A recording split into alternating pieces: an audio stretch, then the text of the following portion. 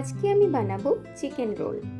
তার জন্য আমি নিয়ে নিয়েছি আদা রসুন বাটা, টমেটো কুচি, পেঁয়াজ এবং কাঁচা লঙ্কা। এখানে আমি নিয়ে নিলাম লবণ, হলুদ গুঁড়ো, ভাজা মশলা, ধনে গুঁড়ো, গোলমরিচের গুঁড়ো, গরম মশলা এবং নিয়ে নিয়েছি ছোট ছোট টুকরো করে চিকেন পিস।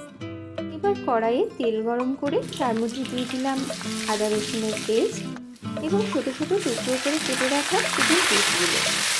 এবার আমি ভালো মতো ভেজে নেব এবং তার মধ্যে দিয়ে দিলাম মিক্সড মশলা।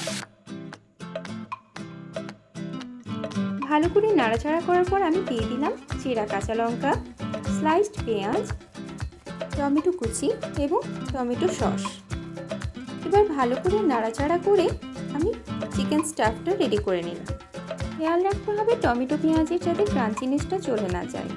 এরপর আমি একটি পাত্রে নিয়ে নিলাম ময়দা, তার মধ্যে দিয়ে দিলাম পরিমাণ মতো লবণ এবং একটা ডিম দিয়ে ব্যাটার তৈরি করে নিলাম। এবার একটি গরম তাওয়ায় তেল ব্রাশ করে নিলাম এবং তার মধ্যে দিয়ে দিলাম ব্যাটার। আমি একটা রুটির মতো বানিয়ে তার মধ্যে চিকেন স্টাফটা দিয়ে দিলাম।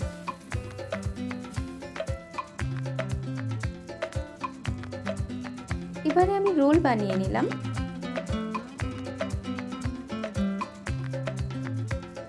এবং আমার অল্প তেলে আর রুটিওয়ালা ঝামেলা ছাড়াই চিকেন রোল একেবারে তৈরি। আমার রেসিপিটি ভালো লেগে থাকলে লাইক, কমেন্ট, শেয়ার এবং সাবস্ক্রাইব করে দেবেন। Thank you.